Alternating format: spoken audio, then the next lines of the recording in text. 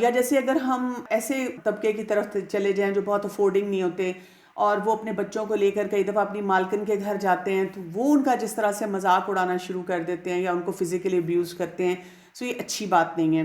اچھا، ٹیچرز بھی اس میں شامل ہوتی ہیں کہ ٹیچرز فزیکلی مار بھی لیتی ہیں بہت زیادہ، اور اس کے ساتھ ساتھ وہ ایموشنل ابیوز اتنا کرتی ہیں۔ پرسنلی میرے ساتھ ہوا تھا، میرا ایک بیٹا جو تھا وہ کلاس 3 یا 4 میں تھا، اور اس کی ٹیچر جو تھیں وہ اتنی پولائٹ لگتی تھیں پولائٹ، میں ان کو بہت اچھی طرح جانتی تھی۔ تو ایک دن میں اپنے ہسبینڈ کے ساتھ اور بچوں کے ساتھ ہم کہیں جا رہے تھے، وہ بچے آپس میں کوئی بات کرنا شروع ہوئے، تو میرے ہسبینڈ نے کہا کہ بچوں خاموشی سے بیٹھو اس وقت نا، کہ آپ لوگ بہت زیادہ لاؤڈ ہو رہے ہیں۔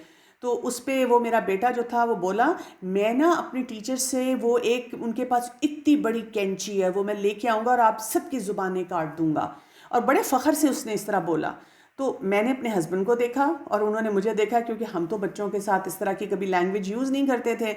مجھے بہت پریشانی ہوئی، میں اگلے دن اسکول گئی، میں نے اسکول میں ان کی جو تھی پرنسپل ان سے بات کی، وہ مانے ہی نہ، وہ کہ سوال ہی نہیں پیدا ہوتا، اس لیے کہ وہ تو ٹیچر اتنی پولائٹ ہے۔ میں نے کہا دیکھیں پھر بچہ جھوٹ تو نہیں بولے گا، کیونکہ یہ بھی ہمارا بہت بڑا مسئلہ ہوتا ہے کہ اگر ہمارا بچہ اسپیشلی اگر فزیکلی ابیوز ہوا ہے، اسپریچولی ابیوز ہوا ہے، ایموشنلی ابیوز ہوا ہے، تو ہم اس کو فوراً کہتے ہیں کہ یہ تو ایسے ہی جو ہے نا باتیں سناتا ہے اور کہانیاں بنا لیتا ہے۔ تو میں نے کہا دیکھیں بچہ اس طرح کی کہانی نہیں بنا سکتا، چاہے وہ کارٹون دیکھے، مووی دیکھے، کتابیں پڑھے، امیجنیٹو ہو، یہ اس نے بات اسپیسیفکلی اس طرح سے کہی ہے۔ تو اس پہ انہوں نے مجھے کہا کہ چلے میں چیک کرتی ہوں۔ کچھ دیر کے بعد انہوں نے مجھے کہا کہ آپ بالکل ٹھیک کہہ رہی تھی، کیونکہ ایک اور مدر میرے پاس اسی کمپلین کے لیے آئیں کہ ان کے بچے نے گھر میں ڈرنا شروع کر دیا، اور جب میں نے ٹیچر کو بلا کے پوچھا تو ٹیچر کہتی ہیں دراصل بچے بات نہیں سنتے، تو میں ان کو ویسے کہتی نہیں ہوں، کچھ صرف ڈرانے کے لیے تھوڑا سا یہ کام کرتی ہوں۔ سو استغفر اللہ، اللہ تعالیٰ ہمیں ایسی سوچ سے بھی بچا کے رکھے کہ ہم اپنے بچوں کے ساتھ کیا کرتے ہیں۔ اسی طرح مجھے ابھی بات کرتے ہوئے خیال آیا کہ میری ایک بیٹی تھی، تو اس کو جب میں نے پلے گروپ میں ڈالا تو ایک دن وہ اپنی دوسری بہن کے ساتھ کھیل رہی تھی، تو اس نے اس کو کندھے سے یہاں سے پکڑ کے زور زور سے جھنجھوڑا، ایسے کر کے شیک کیا۔ ہم لوگ پریشان ہو گئے کہ یہ کیسے کیا، اور اس کو کہتی listen to me what I am telling you. میں اگلے دن اسکول گئی اور اسی طرح سے میں نے ان کی ہیڈ سے بات کی۔ پہلے میں نے ان کو یہ کہا، انہوں نے کہا نہیں ہمارے تو پلے گروپ میں مونٹیسری میں اجازت ہی نہیں ہے کچھ کرنے کی، اور ہمارے تو دروازے بھی کھلے ہوتے ہیں اور ہم ہر وقت نظر رکھتے ہیں سب پہ۔ تو میں نے کہا لیکن یہ بیہیویئر تو سامنے آیا ہے۔ جب میں نے ان کو وہ بیہیویئر دیا، ان کے ساتھ کیا تو ڈیمونسٹریشن دی، تو وہ مجھے کہتی ہیں ہنس کے، ہاں ہاں یہ اتنا تو ٹیچرز کر لیتی ہیں۔ یعنی آپ سوچیں کہ ان باتوں کی ہمارے اندر سینسٹیوٹی بھی نہیں ہے کہ یہ کام ہمیں کرنا چاہیے یا نہیں کرنا چاہیے، ہم بڑے آرام سے اس کو جسٹیفائی کر دیتے ہیں۔ سٹوریز بھی پڑھتے ہیں، اخباروں میں آتی ہیں، کئی چھپا بھی لی جاتی ہوں گی کہ مار پیٹ کس قدر زیادہ ہوتی ہے، کہ استادوں نے ڈنڈے کس طرح پکڑے ہوتے ہیں۔ میری ایک جاننے والی ہیں، ان کا حفظ کا کافی بڑا کام تھا، تو کافی سال پہلے کی بات ہے، ان کے پاس بہت کمپلینز آ رہی تھیں کہ ٹیچرز جو ہیں وہ بچوں کو مارتے ہیں جب بچوں نے کوئی اپنی جو سبق جو ہے وہ ریوائز نہیں کیا ہوتا یا منزل صحیح طرح نہیں سناتے۔ تو اس پہ انہوں نے جب مجھ سے بات کی کہ میں کیا کروں، میں نے ان سے کہا کہ آپ سٹک وغیرہ ہٹا دیں، کیمرے لگا دیں۔ آپ سوچیں اس پہ بھی کچھ ٹیچرز ایسے تھے جنہوں نے ایسے کارنرز ڈھونڈ لیے تھے جہاں پہ جا کر وہ ان بچوں کو وہاں پہ مارتے تھے، پیٹتے تھے۔ لیکن آپ دیکھیں جس کا مائنڈ سیٹ درست نہیں ہوتا وہ کیسے کیسے کاموں میں انوالو ہو سکتا ہے۔ اور ساتھ انہوں نے کیا کیا کہ ڈنڈے نہیں ہیں، سٹکس نہیں ہیں، اور کوئی ایسی چیزیں نہیں ہیں، تو وہاں پہ الماری میں ہینگر پڑے ہوئے تھے، تو وہ ٹیچرز نے ان ہینگرز کو لے کر ان کو بینڈ کر کے ان کو مروڑ کر ان کو جو ہے وہ مارنے کے لیے سٹک کی شکل جو ہے اس کو دے دی۔ اور ہو یہ رہا تھا کہ وہ جو خاتون تھیں جو کہ یہ پورا سسٹم رن کر رہی تھیں وہ بہت سیٹسفائیڈ تھیں، وہ یہ سوچتی تھیں کہ بچے جو ہیں وہ بہت ویل پروٹیکٹڈ ہیں، اب ہم نے سارے سسٹم کو سیکیور کیا ہوا ہے۔ لیکن ان کے پاس پھر بھی کچھ ایسے کیسز آ رہے تھے اسی طرح سے، بچے ڈرے ہوئے، سہمے ہوئے، پریشان حال۔ تو جب انہوں نے پھر اس کو چیک آؤٹ کیا تو پتہ یہ چلا کہ جی یہ بھی ایک طریقہ ہے مارنے کا۔ تو وہ یہ کہتی تھیں کہ جن کا مائنڈ سیٹ درست نہ ہو وہ کہیں نہ کہیں سے کوئی لوپ ہول جو ہے وہ نکال ہی لیتے ہیں۔ لیکن ٹیچرز جب بھی وہ کوئی ابیوز کرتے ہیں یا ایسا کوئی سلسلہ اختیار کرتے ہیں، وہ بھی آؤٹ آف فرسٹریشن ہوتا ہے، یعنی وہ یہ چاہ رہے ہوتے ہیں کہ جس کو وہ پڑھا رہے ہیں وہ بیسٹ رزلٹ دے، وہ یہ چاہ رہے ہوتے ہیں کہ ان کی گرپ بھی ہو کلاس میں، لیکن کیونکہ ان کو وہ صحیح طریقے نہیں آتے تو وہ پھر غلط طریقوں پہ چلے جاتے ہیں۔ اسی طرح سے اسٹیپ پیرنٹس ہوتے ہیں، ستیلا رشتہ ویسے ہی بڑا مشکل ہوتا ہے. ضروری نہیں ہے کہ ستیلا باپ یا ماں جو ہے وہی برا ہو، لیکن کئی دفعہ یہ کہ وہ بچے بھی ڈیفیکلٹ ٹائم دیتے ہیں، سچویشن بھی ڈیفرنٹ ہوتی ہے. اب ان کو جب وہ ہینڈل نہیں کرنی آتی سچویشن، تو اس میں بھی ایسا رویہ ہو سکتا ہے جس میں ایموشنل ابیوز بھی آ جاتا ہے اور اس کے ساتھ ساتھ فزیکل ابیوز بھی آ جاتا ہے. ایک خاتون ہے اور ان کی دوسری شادی ہوئی، اور اب وہ کیا کر رہی ہیں کہ وہ اپنے بچوں کو نگلیکٹ کر رہی ہیں، اور جو ان کے ہسبینڈ کی طرف سے بچے ہیں ان کا زیادہ خیال رکھ رہی ہیں، اپنے بچے کو ہر معاملے میں کمپرومائز سکھا رہی ہیں تاکہ یہ کہ وہ سیٹلڈ رہ سکیں. وہ سمجھتی ہیں کہ اگر میں اپنے بچے کو بھی برابری کا سلوک جو ہے اس کی طرف لے کر جاؤں گی تو وہ انفیئر ہو جائے گا. میں کیونکہ اس گھر میں آئی ہوں اور مجھے یہاں پر ایک قسم کی جسے کہہ سکتے ہیں پروٹیکشن ملی ہے، اور ایک شخص نے مجھ سے شادی کی ہے باوجود اس کے کہ میری اولاد بھی تھی، اس کو بھی جگہ دی ہے، تو ان کی احسان مندی یہ ہوگی، یعنی ان کے جو احسانات ہیں ان کا بدلہ میں ایسے چکا سکتی ہوں کہ اپنے بچے کو نگلیکٹ کروں اور دوسرے بچوں کا خیال کروں. اور ایسے بچوں میں بھی پھر بہت سے چیلنجز آ جاتے ہیں، اور جب بھی ایسی خواتین مجھے کانٹیکٹ کرتی ہیں تو میں ان کو یہی سمجھاتی ہوں کہ آپ نے اپنے بچے کو جو ہے ایموشنلی اتنا ابیوز کر دیا ہے کہ اس کی پوری پرسنالٹی ڈسٹارٹ ہو گئی ہے. اور میں نے ہمیشہ سب ماؤں کو اور ایسے پیرنٹس کو یہی بتایا ہے کہ جب بچے آپ کے سامنے ہوں تو آپ ان کے ساتھ ایکول سلوک کریں. یعنی ظاہر ہے تھوڑی سی حکمت کا مظاہرہ تو آپ کو کرنا پڑے گا اگر آپ کا اسٹیپ چائلڈ ہے اور وہ ویسے ہی ایموشنلی اس وقت ٹرامیٹائزڈ ہے کہ جی میرے باپ نے یا میری ماں نے دوسری شادی کر لی ہے. ان اینگلز کو تو آپ کو ہینڈل کرنا پڑے گا، لیکن آپ کو کم از کم یہ تو اندازہ ہونا چاہیے کہ آپ نے اس بچے کو کسی بھی طرح سے فزیکلی یا ایموشنلی ابیوز نہیں کرنا. اس کے ساتھ ساتھ ایسے بھی کیسز ہوتے ہیں جن کو ہم کہتے ہیں کہ وہ مینٹلی ال ہیں، مینٹلی سک ہیں. یعنی وہ ایک پیرنٹ ہو سکتا ہے، وہ ایک کیئر گیور ہو سکتا ہے، وہ ایک ٹیچر ہو سکتی ہے، وہ کوئی بھی نیئر اینڈ ڈیئر ون ہو سکتا ہے جو اس بچے کا خیال رکھ رہا ہے. اگر اس کے اپنے مینٹل چیلنجز بہت سارے چل رہے ہیں، وہ ڈپریسڈ ہے، وہ اینکشس پرسنالٹی والا ہے، اس کا چائلڈہڈ ابیوزز میں گزرا ہوا ہے اور اس قسم کے بہت سے مسئلے چلے ہیں، تو اب یہ وہ سینیریو ہوتا ہے جس میں اس شخص کو پراپر ہیلپ دینی چاہیے. اگر کوئی ایسا پیرنٹ بھی ہے، کوئی ایسا ایڈلٹ بھی ہے اور اس کو لگتا ہے کہ ہاں میں نہ چاہتے ہوئے بھی اپنے ارد گرد جو بچے ہیں ان کو ابیوز کر جاتا ہوں، تو اس کو اس سلسلے میں ضرور کسی سے پراپر ہیلپ لینی چاہیے. سو رسک فیکٹرز جس کی وجہ سے بچوں کا فزیکل اور ایموشنل ابیوز جو ہے وہ بڑھ جاتا ہے وہ کیا ہے؟ اگر آپ کی اپنی ہسٹری ہے، یو ہیڈ بین ابیوزڈ یا you had been neglected as a child, کوئی مینٹل اور فزیکل النس ہے، اس کی وجہ سے کیا ہو جائے گا کہ آپ کا یہ رسک بڑھ جائے گا کہ آپ کسی کو بھی فزیکلی یا ایموشنلی ٹارچر دے سکتے ہیں. ہم بہت سے ایسے کیسز دیکھتے ہیں جس میں پورا سائیکل بنایا جاتا ہے کہ اگر ایک بچہ بچپن میں مارے کھاتا رہا یا فزیکلی ابیوز ہوتا رہا ہے اور ایموشنلی ابیوز ہوتا رہا ہے، تو وہ جب خود ایڈلٹ بنتا ہے تو اس کے بہت زیادہ چانسز ہوتے ہیں کہ وہ بھی اپنی اولاد کے ساتھ ویسا ہی رویہ رکھے گا. کیوں؟ کیا اس کی جینز کے اندر یہ چیز آ گئی ہے؟ نہیں، کیونکہ بچپن میں اس نے کسی مسئلے کو پرابلم سالو کرنا نہیں سیکھا، کسی مسئلے کو حل کرنا نہیں سیکھا. تو ظاہر ہے اس نے جو طریقہ وہاں پہ سیکھا کہ اگر پڑھائی نہیں ہو رہی تو مار دو یا چیخو یا نیم کالنگ کرو، تو آگے جا کر اس کو بھی وہی طریقہ آتا ہے انلیس وہ اپنے اوپر انویسٹ کرتا ہے، وہ نئے طریقے سیکھتا ہے، اس کو احساس ہوتا ہے کہ جو کچھ بھی میرے ساتھ بچپن میں ہوا وہ درست نہیں تھا. اسی طرح سے جہاں فیملی کرائسس بہت زیادہ ہوتا ہے، سنگل پیرنٹ ہوتا ہے، اس کے زیادہ چانسز ہوتے ہیں سے ابیوز کے، میرٹل کانفلکٹ ہوتا ہے، ڈومیسٹک وائلنس ہوتی ہے، اس میں بھی وہ بچے جو ہیں فزیکلی اور ایموشنلی ابیوز ہو جاتے ہیں. تو اگر ایسی کوئی سچویشن ہو، کتنی ہماری خواتین ایسی ہیں جو کہ ماریں کھاتی رہتی ہیں لیکن عزت کے نام پہ وہ کبھی بھی اپنے لیے ہیلپ نہیں لیتی، اور وہ یہ نہیں سوچتی کہ یہ صرف میری ہی زندگی کا معاملہ نہیں ہے، میرے بچے جو ان کی آگے زندگی شروع ہونی ہے اس میں بھی کتنے چیلنجز بڑھ جائیں گے. ایک خاتون مجھے ملی اور ان کے کافی سال ہو چکے تھے شادی کے، اور ان کے ہسبینڈ جو تھے ان کو ایموشنلی بہت زیادہ ابیوز کرتے تھے. جب میری ان سے دوستی ہوئی اور ان سے بات چیت ہوئی تو انہوں نے کہا کہ میرے ہسبینڈ نہیں چاہتے کہ ہماری اولاد ہو، اور اس کی ایک وجہ انہوں نے یہ بتائی کہ ان کے ہسبینڈ کے جو والد تھے وہ ان کو فزیکلی اور ایموشنلی بہت ابیوز کرتے تھے. تو اسی وجہ سے وہ کہتا تھا کہ مجھے اولاد نہیں چاہیے، کیوں یہ نہ ہو کہ میں بھی اس کے ساتھ یہی رویہ رکھوں.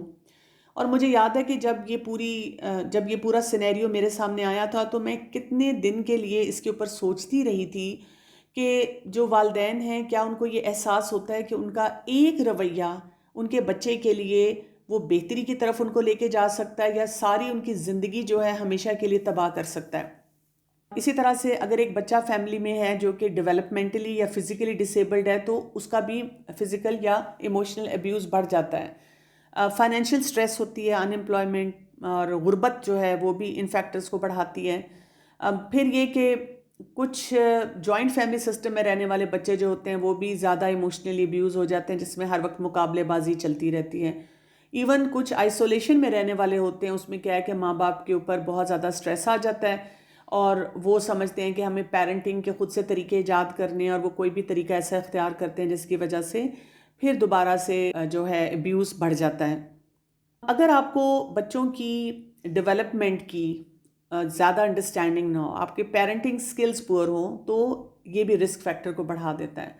یعنی آپ 2 سال کے بچے سے کیا ایکسپیکٹیشن رکھ رہے ہیں اور 15 سال کے بچے سے آپ نے کیا ایکسپیکٹیشن رکھی ہے.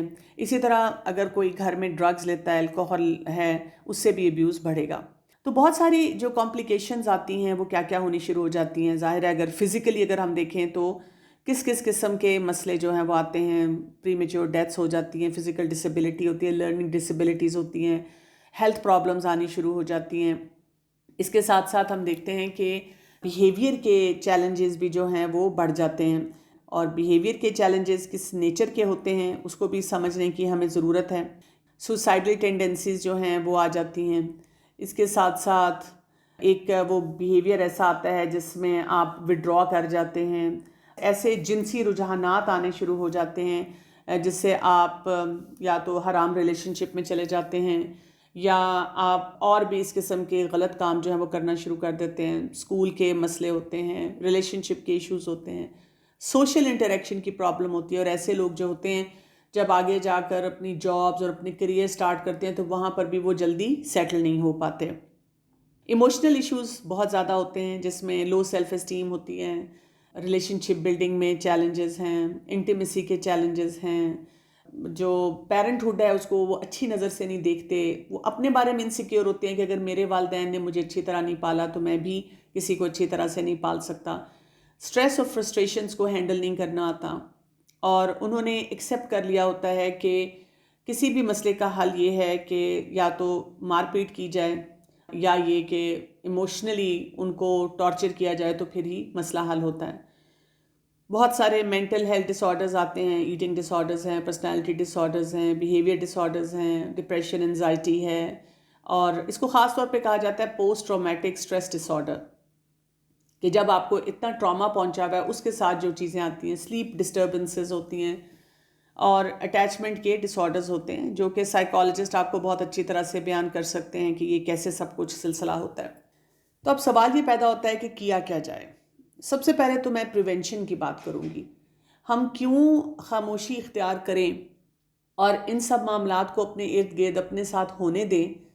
ہم کیوں نہ پہلے پریونشن کی طرف جائیں، یعنی کہ ہم ایسا ماحول کریٹ کریں جس کی وجہ سے یہ مسائل ہوں ہی نہ.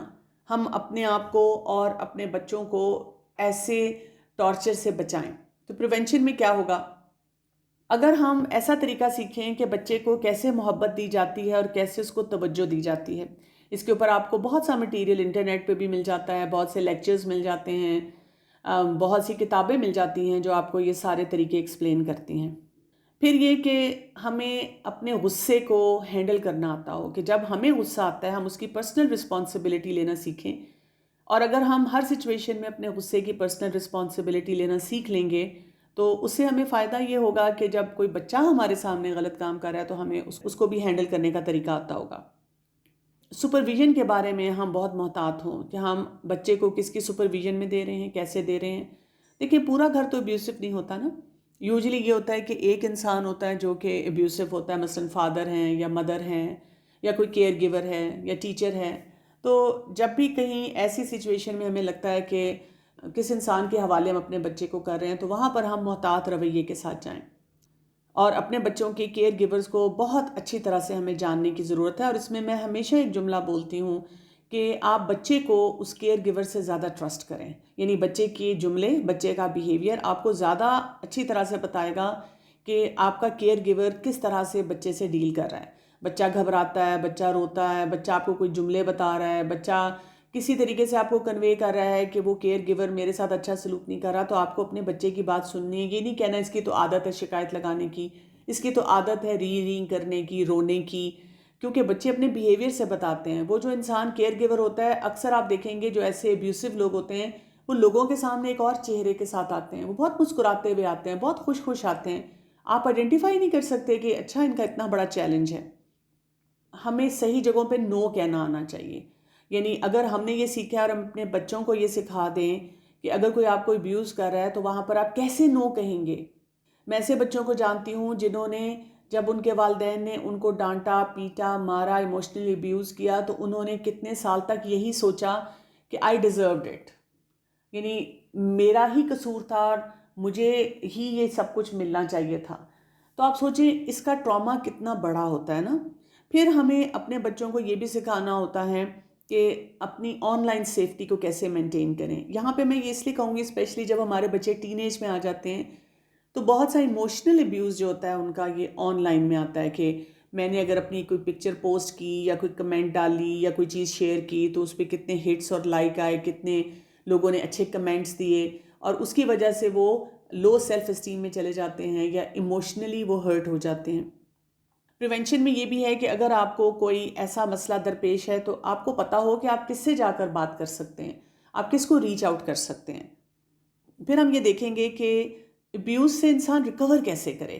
جیسے میں نے آپ کو پہلے بتایا تھا کہ اس کا پورا سینیریو ہوتا ہے post traumatic stress dis order والا. اس میں جو چیزیں انسان کو پریشان کرتی ہیں وہ کیا ہوتی ہیں؟ آپ کی میموریز ہوتی ہیں. آپ بہت چاہ رہے ہوتے ہیں ان سے جان چھڑانا، بہت چاہ رہے ہوتے ہیں کہ ان کے بارے میں نہ سوچیں، لیکن وہ آپ کو بہت ہرٹ کر رہی ہوتی ہیں. کئی بچوں کو جوانی تک، آگے تک نائٹ میئرز آتے ہیں، فلیش بیکس ہوتی ہیں کہ میرے ساتھ یہ ہوتا رہا اور ہمیشہ ایسے ہوا ہے. باڈی ریئیکشن آپ کے بڑے ڈسٹربنگ قسم کے ہوتے ہیں، اور انزائٹی بہت ہوتی ہے. بلیم ہوتا ہے، گلٹ ہوتا ہے، بلیم کہ جی فلاں میرا رشتہ دار ایسا تھا، اس نے اس طرح سے کیا، میری قسمت خراب تھی، میرے ساتھ ہی ایسے کیوں ہوا. اور گلٹ یہ کہ میں ڈیزرو کرتا ہوں گا جو میرے ساتھ ایسے ہوا. پھر ان کے رسپانسز بڑے سٹارٹلنگ ہوتے ہیں، یعنی ایک چھوٹی سی بات پہ اتنی انزائٹی ان کو شروع ہو جاتی ہے کہ وہ اپنے بچپن کے اس سینیریو میں چلے جاتے ہیں کہ اچھا اب پھر کچھ ہونے والا ہے، اب اگر میں نے یہ کر دیا تو کوئی نہ کوئی مجھے فزیکلی یا ایموشنلی ابیوز کرے گا. اور اس سے اندر سے انسان بہت آئسولیٹڈ اور ہیلپ لیس جو ہے وہ محسوس کرتا ہے اپنے آپ کو. تو اس کو کہا جاتا ہے کہ اپ ہل بیٹل ہوتی ہے ہیلنگ کی. یہ آسان کام نہیں ہوتا. یعنی کسی انسان کو اگر ہم جب کہتے ہیں کہ آپ بھول جائیں، کوئی بات نہیں، تو یہ ہمارے لیے کہنا آسان ہے اگر ہم نے کوئی ایسا ابیوز نہیں دیکھا، لیکن اس انسان کے لیے جس کی ساری زندگی جو ہے وہ چھلنی ہو چکی ہے، بہت پریشانی میں گزری ہے، اس کے لیے بہت مشکل معاملہ ہوتا ہے. سو اس میں ہم نے یہ یاد رکھنا ہے کہ جب تک ابیوز رکے گا نہیں وہ ہیلنگ نہیں ہو سکے گی. جیسے آپ دیکھیں آپ کو کوئی زخم آتا ہے اور اگر اس زخم پہ بار بار چوٹ لگتی جا رہی ہے تو وہ زخم جو ہے وہ کیسے ہیل ہوگا؟ اس کو ہیل کرنے کے لیے آپ کو اس جگہ کو اس چوٹ سے بچانا ہوگا. ہم یہ بھی دیکھتے ہیں کہ بہت سارے لوگ جو اس قسم کے ٹراما میں سے گزرے ہوتے ہیں، اس قسم کے ابیوز میں سے گزرے ہوتے ہیں، ان کا نا دماغ برین واش ہو چکا ہوتا ہے. وہ اتنا ڈر جاتے ہیں اس انسان کو فیس کرنے سے، اس انسان کو کچھ کہنے سے. یعنی ہم ان کو یہ کہہ سکتے ہیں کہ آپ جا کے انکار کر دیں، آپ جا کر ان کو بتا دیں کہ اب آپ یہ نہیں کر سکتی، لیکن یہ پریکٹیکلی کرنا ان کے لیے بہت مشکل ہوتا ہے، کیونکہ جن کا ڈر ان کے دل میں بچپن سے بیٹھا ہوتا ہے، جن کو وہ بچپن سے ہینڈل نہیں کر سک رہے ہوتے ہیں، اب اگر جوانی میں آ کے یا ایک سٹیج پہ آ کے ہم ان کو یہ سکھانے کی کوشش کرتے ہیں صرف لفاظی کے ساتھ کہ آپ ان کو کس طرح سے ہینڈل کریں، دس از ناٹ ایزی. ان کی یہ کنٹینیوس ایک سٹرگل ہوتی ہے کہ انہوں نے ہیلدی باؤنڈریز کیسے اسٹیبلش کرنی ہے، وہ ان کو نہیں کرنی آ رہی ہوتی. سو سب سے پہلا کام اس لیے یہ ہوتا ہے کہ ان کو جو پاسٹ کے ان کے وونڈز ہوتے ہیں ان کو ہیل کرنا سکھانا ہوتا ہے. اور یہ کوئی ایک عام انسان نہیں کر سکتا، پراپر کاؤنسلر ہوتے ہیں جو آپ کو سکھاتے ہیں کہ how you can handle past. تو یہ ان کو سیکھنے کی ڈیفینیٹلی ضرورت ہوتی ہے اس سے پہلے کہ وہ کسی ایک نئے ریلیشن شپ کا آغاز کریں.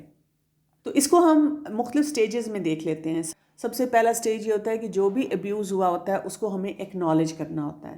یعنی ہم اس پہ پردے نہیں ڈالتے, ہم اس کو یہ نہیں کہتے بھول جاؤ جو کچھ بھی تمہارے ساتھ ہوا. ہم اس کو وہ طریقے سارے سکھاتے ہیں جسے کہتے ہیں coming to terms with that experience. So جو چیز ہم نے دیکھی نہیں ہے تو اس کو ہیل کروانا ہمارے لیے بہت مشکل ہوتا ہے. اس میں ان کے لیے ہیوملیشن ہوتی ہے, شیم ہوتی ہے, بہت ٹرامیٹک ایکسپیرئنسز وہ ہو جاتے ہیں. اور وہ جو ابیوزر ہوتا ہے اس نے ان کو سکھا دیا ہوتا ہے کہ جو کچھ بھی تمہارے ساتھ ہوا تم ڈیزرو کرتے تھے. اس کے علاوہ یہ ہوتا ہے کہ وہ اس کو ری ایکسپیرئنس نہیں کرنا چاہ رہے ہوتے, وہ اس کے بارے میں سوچنا نہیں چاہ رہے ہوتے, وہ ایسی سوچوں سے اپنے آپ کو دور رکھنا چاہ رہے ہوتے ہیں.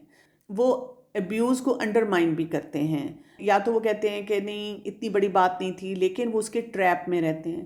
یا یہ کہ وہ جب اس کے بارے میں بات کرتے ہیں تو وہ بہت سارے فیکٹرز کے سلسلے میں کنفیوز بھی ہوتے ہیں کہ یہ باتیں جو ہوئی تھیں وہ ٹھیک بھی تھیں کہ نہیں تھیں. اور ان کے لیے دوبارہ سے اس کے بارے میں اپنے زخم کو کھولنا بہت ہی مشکل کام ہوتا ہے کہ وہ اپنے زخموں کو دوبارہ سے کریدیں, اپنے ایکسپیرئنسز کو دوبارہ سے بتائیں, کیونکہ ان کے اندر دوبارہ سے وہی فیلنگز آنی شروع ہو جاتی ہیں جو پہلے موجود تھیں. تو ہمیں پہلے سٹیج پہ صرف یہ کرنا ہوتا ہے کہ جو کچھ بھی ان کی زندگی میں ہوا اس کو کسی لیول پہ ایکنالج کر دیں. پھر اس کے بعد اگلا سٹیج آتا ہے جب آپ نے ایکنالجمنٹ کر لی. اگلے سٹیج میں کیا ہوتا ہے کہ اب آپ نے سب سے پہلی چیز ان کو یہ سکھانی ہوتی ہے کہ اپنے آپ کو بچانا ہے. یعنی آپ فوراً سے ابیوزر کی طرف نہیں چلے جاتے, آپ اس انسان کو پہلے ہیلدی موڈ میں لاتے ہیں. اس کے بارے میں کہا جاتا ہے کہ اٹ از میک اٹ اور بریک اٹ چیلنج. اور یہ جو ابیوز ہوا ہوتا ہے اس کے لیے بڑا مشکل ایک فیز ہوتا ہے کہ اب اس کو یہ سمجھ آتی ہے کہ مجھے تھوڑا سا سیلفش ہونا ہے, مجھے اپنے بارے میں سوچنا ہے, کیونکہ اب تک جو اس نے زندگی گزاری ہوتی ہے اس میں اس نے یہی سیکھا ہوتا ہے کہ جو کچھ میرے ساتھ ہوا ہے وہ جسٹیفائڈ ہے, وہ جو ابیوزر ہے وہ بالکل صحیح کام کر رہا ہے. تو یہ سیکھنا کہ نہیں, اب مجھے نہ صرف اس پاسٹ کو ہیل کرنا ہے بلکہ مجھے ایک نئی زندگی سٹارٹ کرنی ہے اور اس میں مجھے کسی کا ابیوز نہیں لینا. تو وہ تھوڑا سا اس کو یہ بتانا ہوتا ہے کہ یہ سیلفش بیہیویئر نہیں ہے, یو ڈیزرو اٹ. پھر یہ کہ ان کو ایک بیلنس سکھانا ہوتا ہے جس میں اپنے لیے کمپیشن اور دوسروں کے لیے کمپیشن.